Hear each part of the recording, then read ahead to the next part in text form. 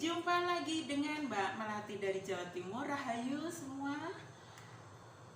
Sehat selalu, jaga imun selalu, jaga happy selalu.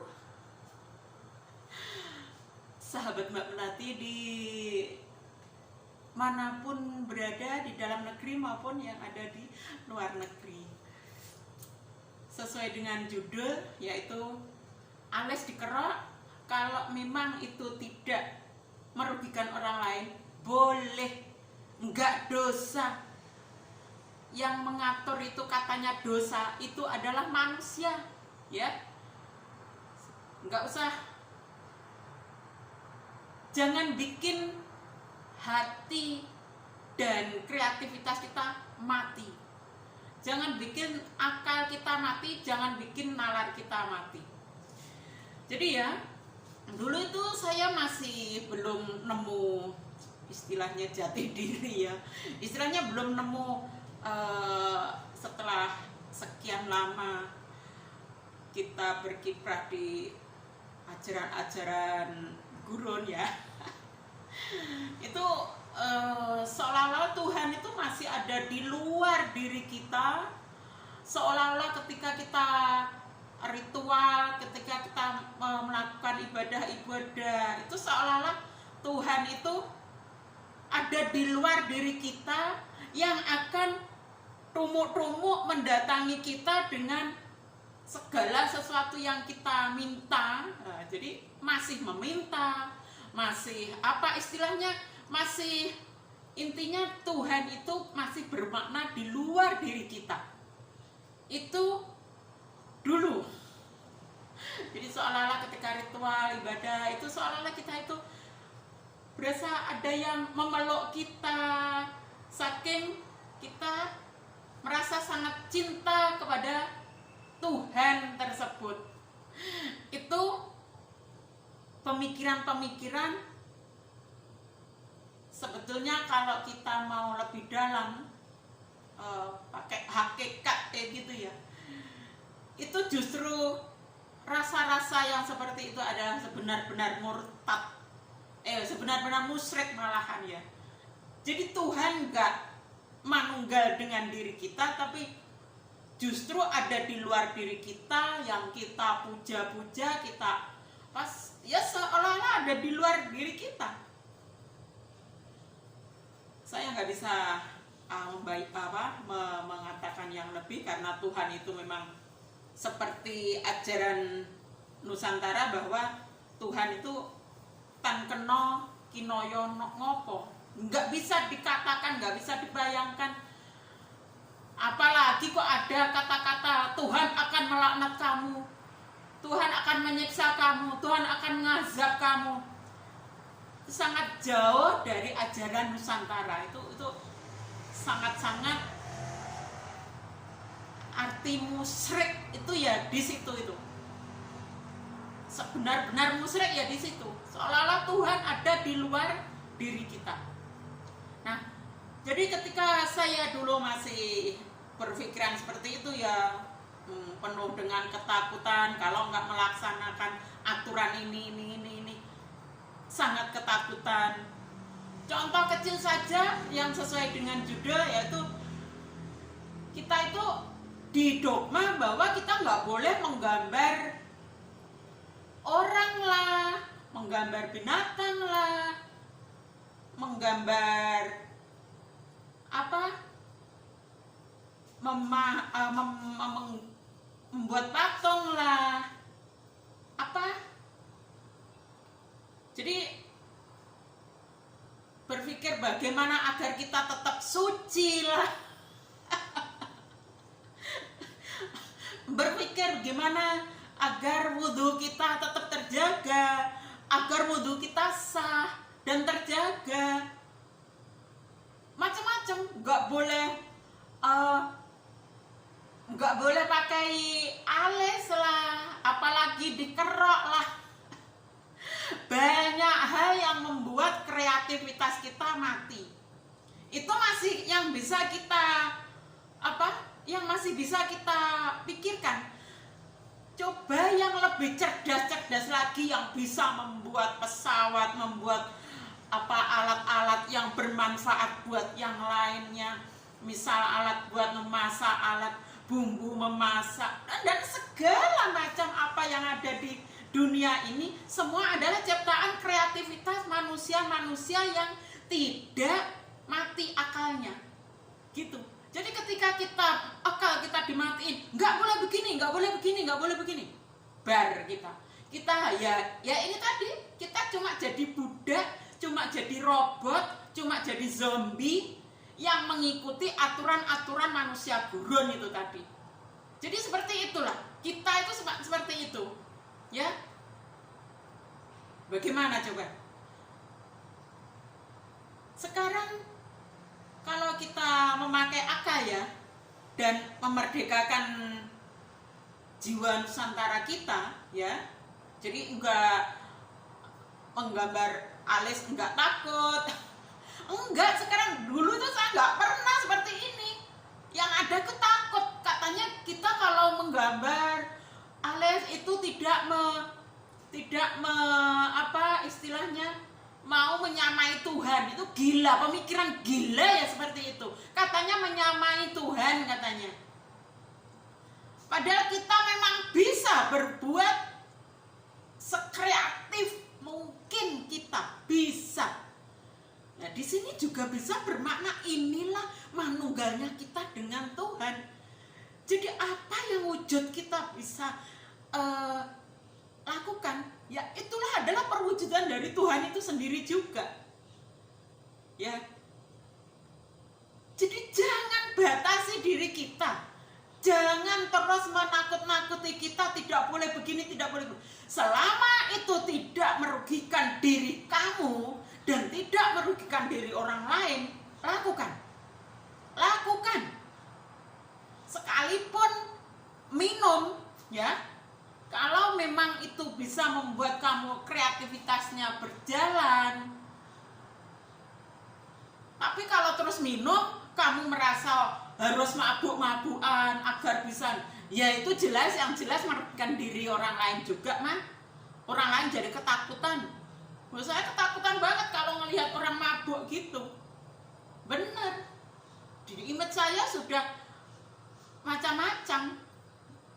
Takut gitu. Itu memang dari kecil. Padahal sebetulnya kalau ngelihat orang-orang mabuk itu ya mereka cuma mabuk, nanti setelah selesai obatnya reaksi, ya udah mereka akan sadar terus kembali bekerja lagi. Ya memang ya tetap nggak boleh yang sampai mabuk orang lain jadi sangat-sangat terganggu, itu yang tidak boleh. Jadi sekiranya minum sedikit terus membuat kalian bisa sehat, misal dalam yang sangat-sangat sangat penting ya.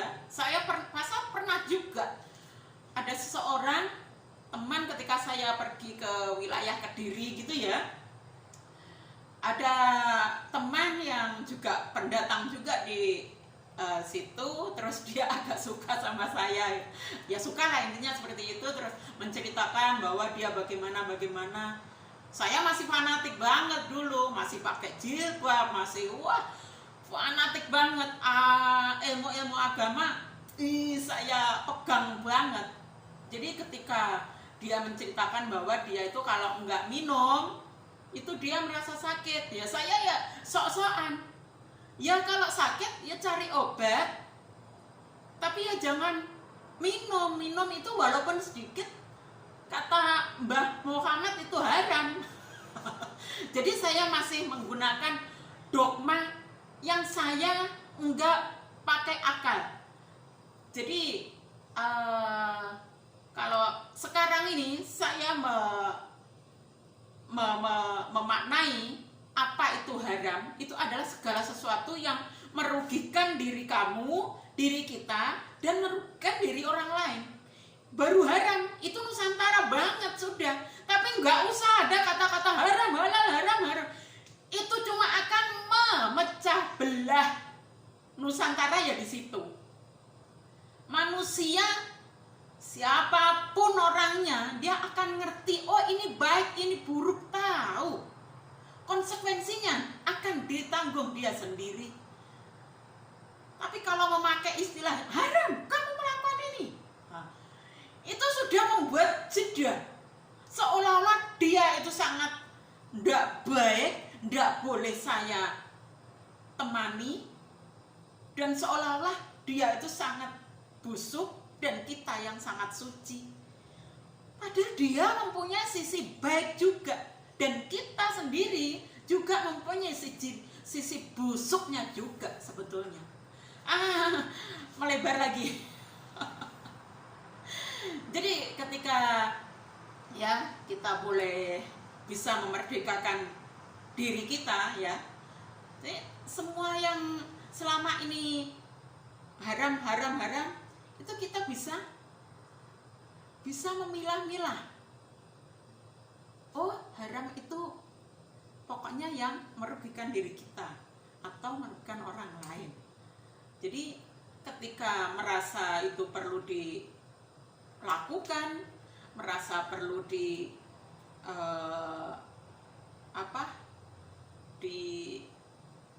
ya intinya melakukan ya. Nah itu setelah kita bisa memaknainya, cukup dengan rugi atau enggak, nah itu baru kreativitas kita akan muncul. Ini artinya kita melestarikan atau mengingat atau mendukung leluhur bangsa kita. Artinya menghormati leluhur bangsa sendiri. Siapapun orangnya, dari bangsa manapun, kalau dia bisa menghormati leluhurnya, kecerdasannya akan muncul. Nah, ini bisa masuk ya. Ketika kita tidak terdogma sesuatu aturan bangsa lain, kita akan bisa memunculkan kreativitas. Ada hubungannya kan? Ketika kita tidak mengikuti aturan bangsa lain, artinya kita mengikuti aturan leluhur bangsa kita sendiri. Jadi kita tidak dibatasi oleh aturan bangsa lain. Otak kita main.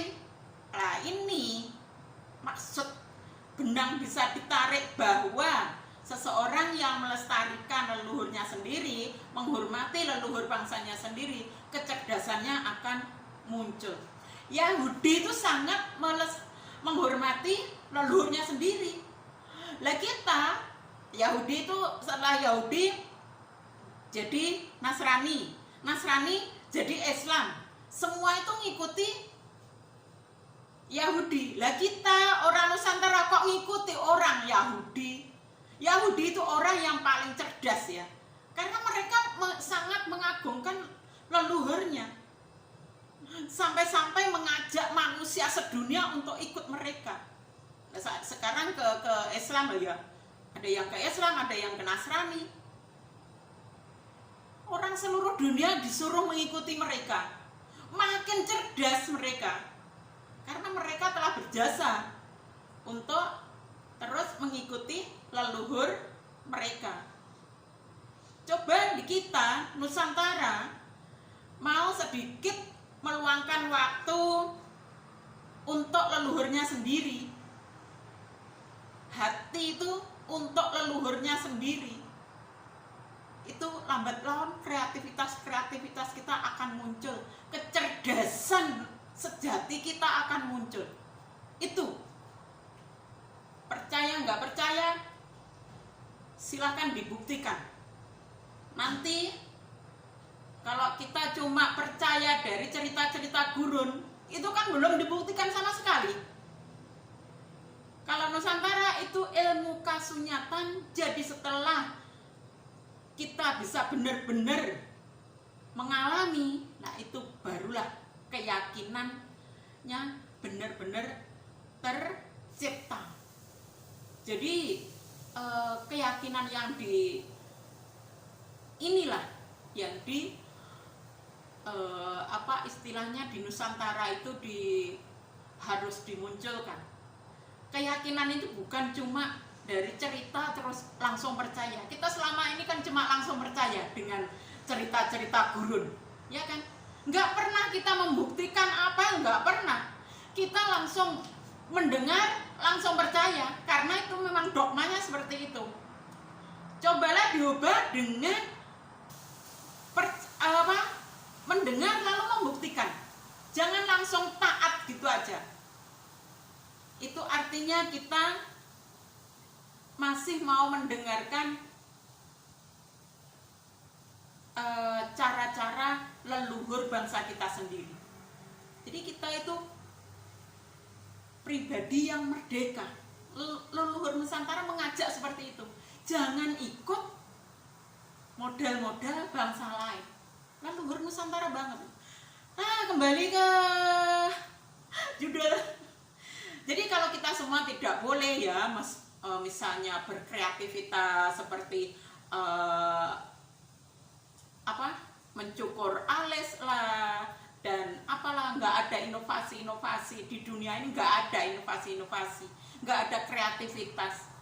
Jadi kecantikan lah, elektro lah, teknologi lah, semuanya kalau cuma kita dangkal, kita cuma sok-sokan suci, ya akhirnya nggak ada, nggak akan tercipta.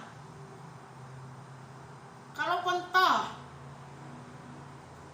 jadi kalau kita enggak memerdekakan diri, terus kita berkreasi, ya, kecerdasannya diasah terus, nah itu kalau enggak, ya kita cuma jadi robot itu tadi ya, cuma jadi budak itu tadi ya. Kalau memang kita enggak mau memakai teknologi-teknologi ciptaan bangsa lain, ini kita seperti orang Badui, tapi mereka sangat jujur, sangat tulus, sangat bisa legowo, benar-benar murni, tidak mengikuti ajaran luar, nggak mengikuti model-model budaya Cina, nggak mengikuti model-model budaya Arab, nggak mengikuti model-model aturan Eropa. Mereka sangat murni, hidup yang sangat tenang, damai, tipu menipu nggak ada. Kita itu di luar mereka, walaupun katanya sangat agamis, tapi menipu-menipu, ngolok-ngolok orang lain, sok suci, itu kental mah. Itu sangat sebetulnya ecek banget. Jadi sekali lagi, kalau kita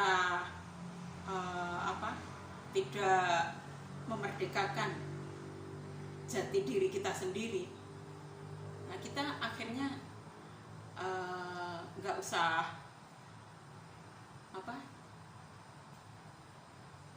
intinya ya seperti tadi lah. Sampai mana saya sampai bingung, pasal lagi pecah nih pikiran saya. Jadi ya nggak usah belajar komputer lah, nggak usah jadi ahli ini itu. Kalau memang seandainya pikiran kita masih, misal dogma luar itu kan mengatakan itu adalah takdir, ya udah, kalau memang takdir ya nggak usah belajar macam-macam, nggak usah. Wah, morat-marit konsentrasi saya. Oke, gitu aja. Mari kita merdekakan diri kita, ya, diri sejati Nusantara kita, agar muncul kecerdasan, kreativitas kita seperti leluhur bangsa kita masa lalu, sehingga kita bisa benar-benar jaya. Nah, sekarang kayaknya sudah mulai ini. Barusan diluncurkan oleh Bapak Presiden Jokowi, itu adalah platform tentang metaverse. Itu kita orang awam nggak ngerti sama sekali. Udah seperti seperti itu loh. Awas, kita kalau cuma ikut-ikutan dogma gurun, kita nggak ngerti apa-apa. Terima kasih. Demikian saja, mudah-mudahan bermanfaat. Kreativitaskan diri Anda, merdekakan diri Anda, jadilah diri sejati Anda. Terima kasih Pareng Rumien, rahayu rahayu, matur sembah nuwun.